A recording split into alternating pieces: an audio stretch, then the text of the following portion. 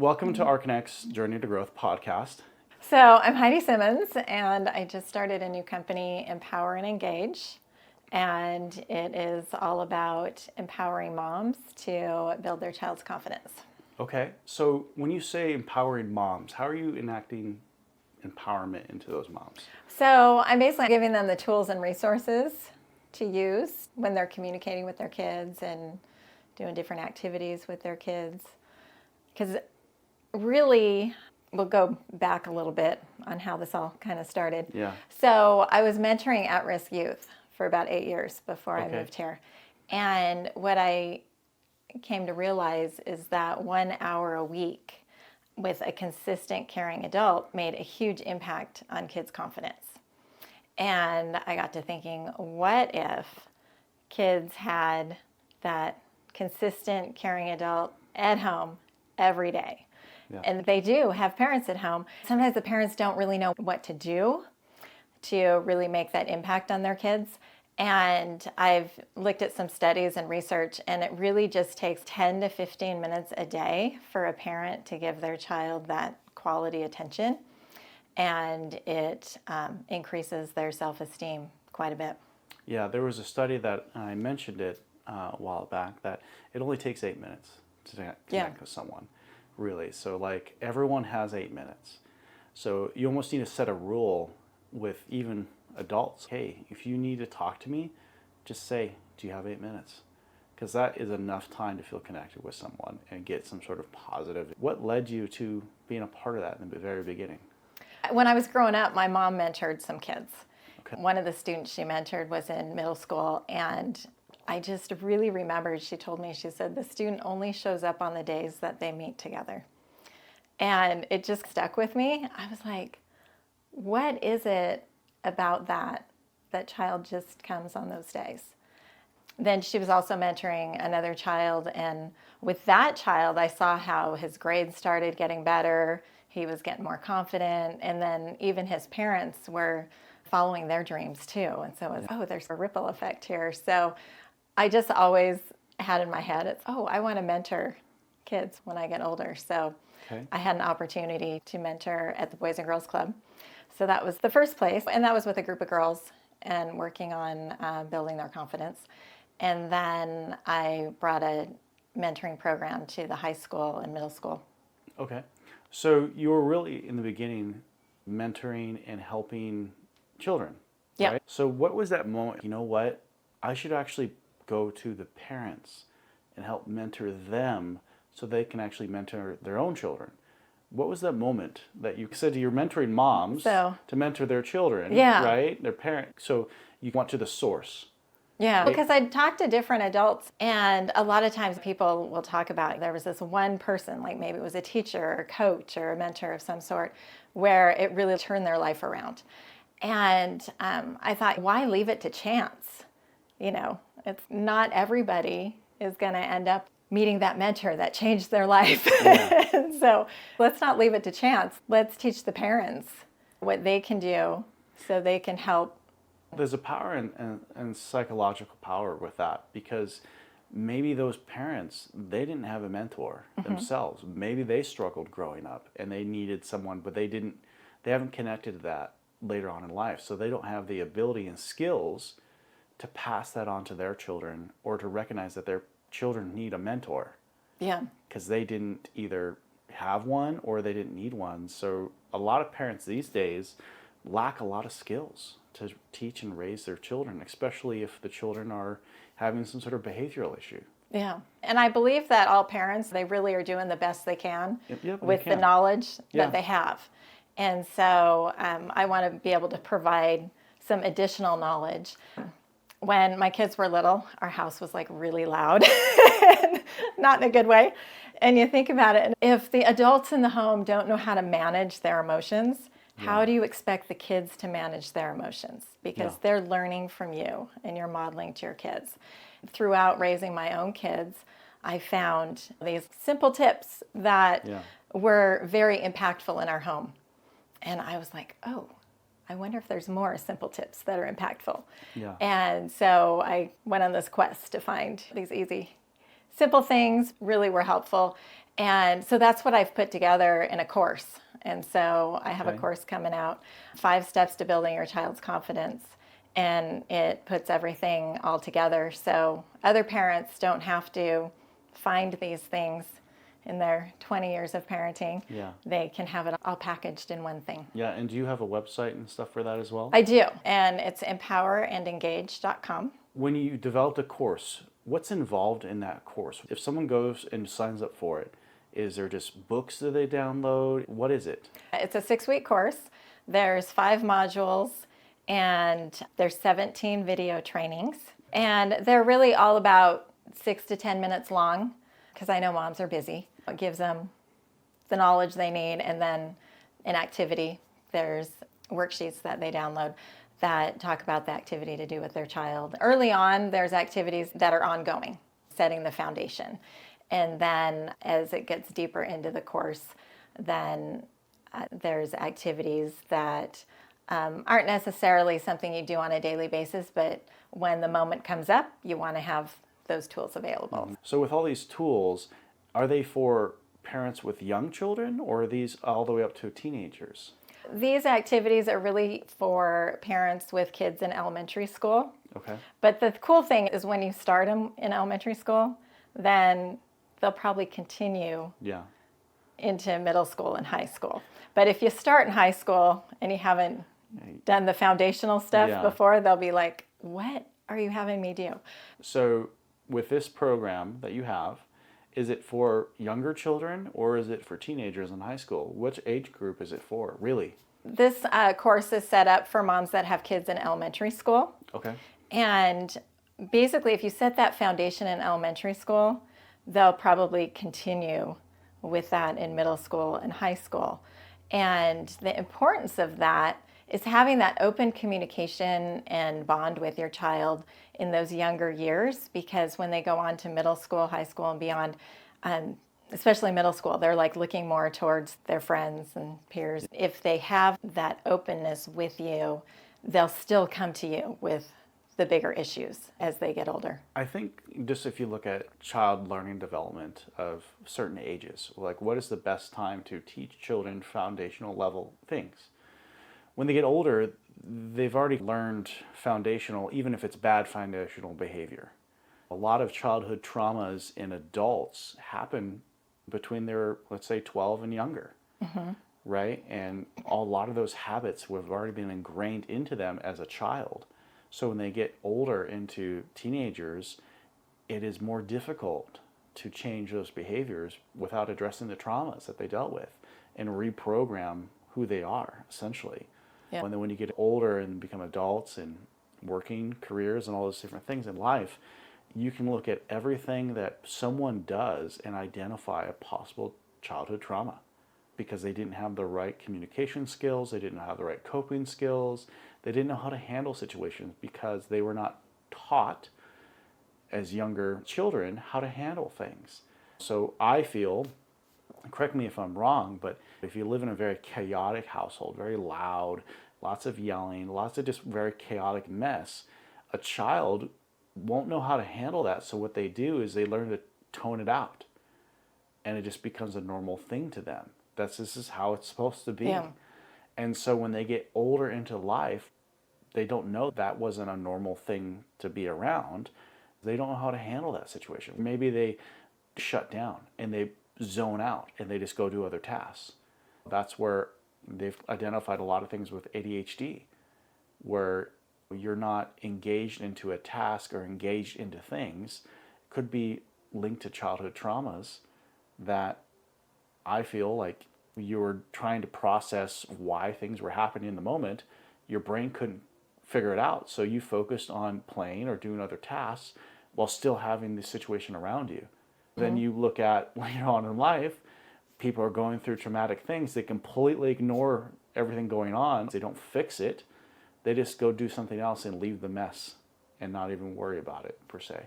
Yeah. But to have mentors with children younger and to get their parents to understand like how to work with your children, it should be institutionalized for the whole entire thing. If like you have kids You got to learn how to talk to them. Yeah, there's a lot of problem-solving skills in this, talking about values and beliefs and boundaries. Boundaries is huge. And yeah. Because as adults, if you haven't been taught proper boundaries, look at a lot of things that can cause problems, like on personal lives, relationships. Because if you don't know how to communicate proper boundaries because you're never told that or taught that as a kid, that's huge. And I have a module that talks about like actions and consequences. Okay. Positive actions and what those bring about, negative actions, what those bring about. Yeah. Because I think a lot of times it's like a lot of kids are just sent out there to learn on their own what's going to happen. But let's role play, talk about some possible scenarios. So I talk about, some common scenarios, but then also there's flexibility in the program so parents can talk about other scenarios that might be coming up with their kids. Yeah. So you've identified in the very beginning that this course is really you're more passionate about the mothers going through and teaching these to their children.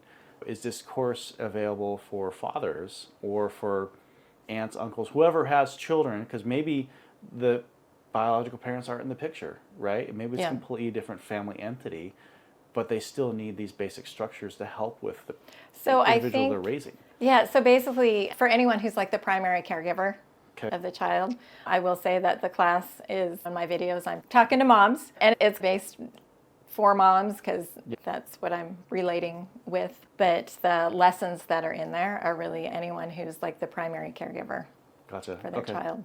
Do you have any thoughts in the future to add additional courses to create maybe a different marketing tactics, or more of, hey, this module is more for the moms and this module is more for fathers, really learn how to identify and connect with their children? Because that's also a big problem too, is that generational issues of fathers not knowing how to communicate with their children because their father never taught them how to communicate. And so it's a daisy chain effect of just goes down through generational problems. And so, these days we have a lot of issues with divorce and fathers not being around. Comes from where their fathers were. I do have plans to expand to other topics. And as I was creating this course, that was one of the questions that came up is, was this for dads too? Somebody else was like, is there a module on social media? And this doesn't specifically look at social media, but I'm trying to catch the kids before they hit social media too much. But there's nothing in the digital world that is in this course. So what kind of struggles did you have getting to make this module and go this route? Because this is a passion project for you, right? So passion projects can be endless. They can continue to grow. So what kind of struggles did you have just getting started with this passion project? Mentoring youth was always a passion of mine, and I did a lot of volunteering. I was looking for a way to be able to get that message out more. I came across an opportunity to learn how to create one. I had a few topics in mind, and shortly before I was deciding on this, some people had asked my husband and I how we raised 2 confident daughters, and so I thought, I feel like there's a need. I Googled to see if that was even something people searched for, and there is quite a bit of information out there. So I'm like, there is a need. Okay. And then you found that need, and then you were able to find that there was a way to get this in a module or do videos and stuff like that. What was this process flow for you that you struggled with the most? Hey, I had to learn a lot of video stuff. I had to learn how to speak in front of a camera a lot. Like, how did you go through that process of growing and learning to be able to offer these modules? So, in front of the camera, that is a technique that was probably the most challenging. The first 5 videos I created, it really seemed like I was reading a script, and which I was, but there is a way to do a video and not sound like you're reading a script. How do you do it? By the 6th and 7th video, I was getting more comfortable with it. And like my 7th video, I was like, oh my gosh, I think this might actually be interesting for somebody to watch. Fortunately, I hadn't done all 17 videos yet. That would have been rough. So I just started redoing my videos, and I just pretended I was like talking to somebody instead of to the camera. Yeah. And it just takes practice, and you also have to realize, you know what, it doesn't have to be perfect. And when you're talking to someone face to face, you're not always perfect, and it doesn't really matter. Yeah. I have a friend of mine, and one of his sayings, it's better to be done than perfect. Yeah.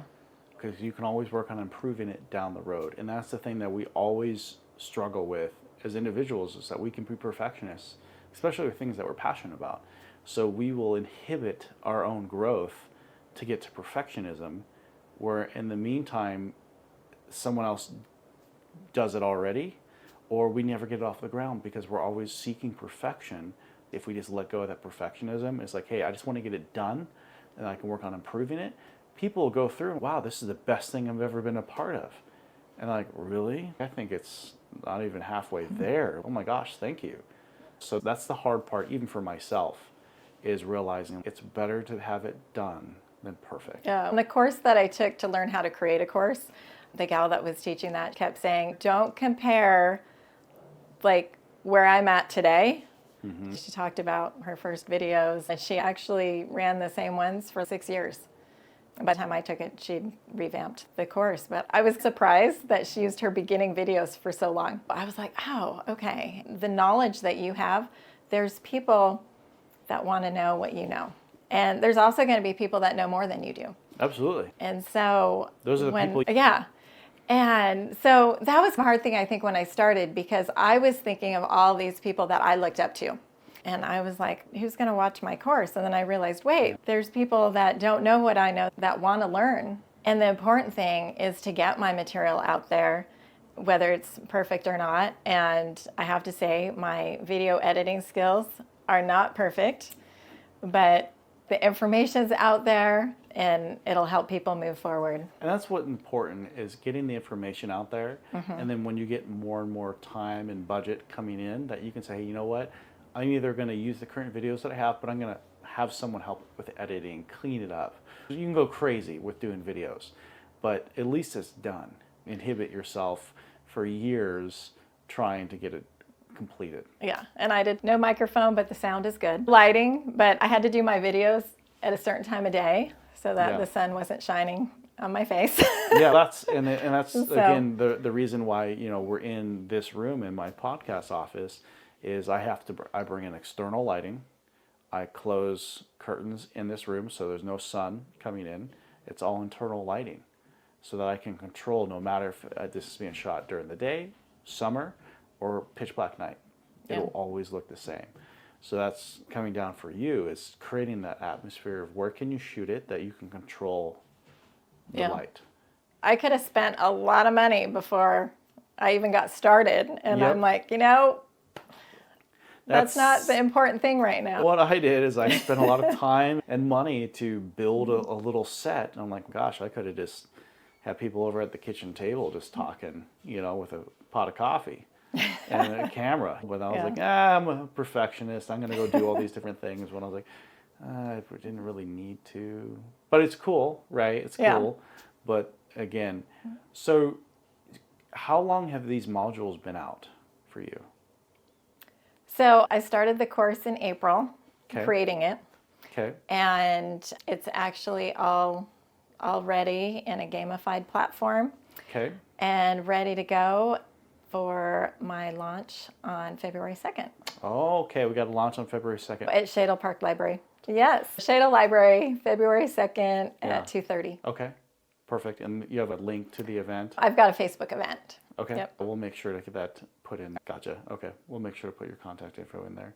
So after the release, what is the next plan for what you're trying to do with this business? To get my first few students through the course, get some feedback. And also with this course, so it's 6 weeks, each module's released. There's a module released each week. Mm-hmm. So you can't just binge through it, because it's like if you read a self-help book over a weekend, you're not going to be making any changes on Monday. You've got to work the material, so you can't binge through it. Each week I'm going to have, I call it a mom huddle, and it'll be a live Zoom. you have a little bit of community, you get to ask questions, get some coaching from me, but meet other moms that are doing the program. So you're going to take time off to reevaluate. What's your process flow and how you're going to manage that? So that is a really great question. I figure there's probably about 3 times a year that I'll really be putting this course out. Okay. It's an evergreen course, so anyone can join at any time, but I figure the fall, winter, and spring. Okay. Then I'll be doing more research and figuring out other topics. Okay. And probably start my next course creation.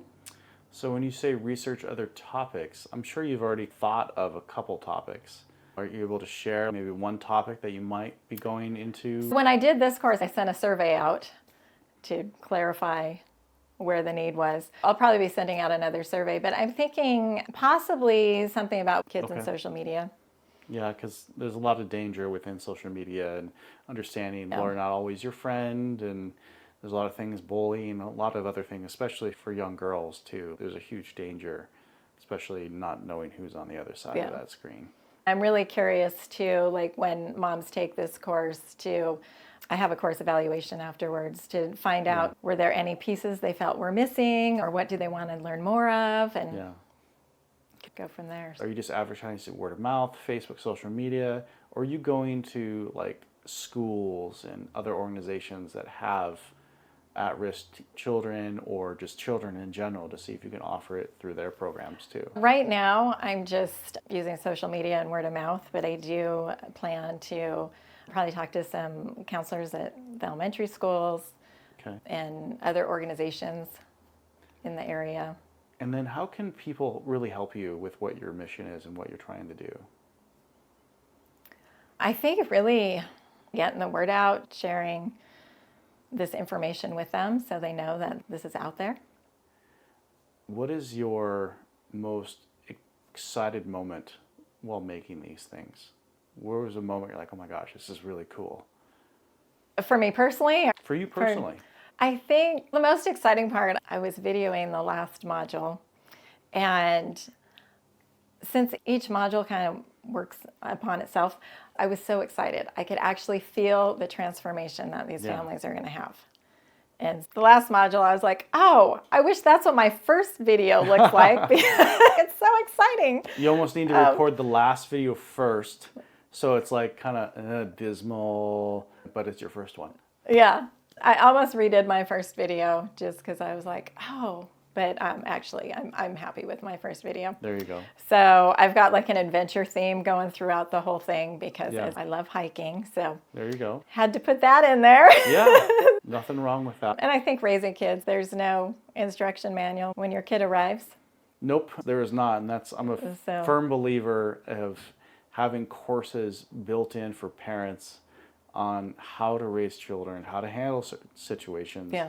Because essentially you're just on your own. And if you don't have a support structure to lean on of older parents, your parents, grandparents, friends, and all those different things, you figure it out on your own. And if those connections that you do have weren't raised to learn how to do certain things or weren't mentored the way that they should have for themselves, you could be possibly getting bad advice, I would think. I've got a bonus for the first 10 people that join my course. Okay. And they'll receive 3 30-minute one-on-one coaching sessions with me because I realize every child's unique. And as they're going through this course, there may be questions on how can I apply this in my situation? Yeah. So they'll get some one-on-one help. Is that going to be every iteration of course that you do for this year? Or just the first module course that you run for your opening? Right now, it's in the experimental phase. So will that continue? I'm not sure. People are just going to have to go to the first one. Do you want to be the first 10? Yep, let's get 20 people to sign up for you then.